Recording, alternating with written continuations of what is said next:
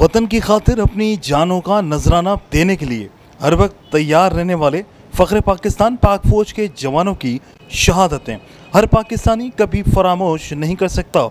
अपने मुल्क की सरहदों के मुहाफ़िज़ों की कुर्बानियों को खराज तहसीन पेश करने के लिए आल पाकिस्तान वापडा hydro electrical workers union CBA के मरकज़ी सदर अब्दुल लतीफ़ निज़ामानी साथियों समेत शहीद मेजर सईद तुनियो की कब्र पर हाज़िरी दी और फूलों की चादर चाहकर फातिहा ख्वानी की।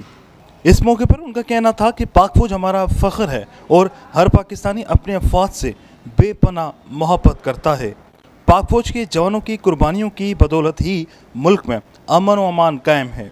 रहनुमाओं का मजीद कहना था कि पाक आर्मी के हेलीकॉप्टर को पेश आने वाले हादसे पर हर पाकिस्तानी दुख में मुब्तला था। हर आंख अश्कबार थी। हर फर्द शहीद जवानों के घर वालों के गम में शरीक था।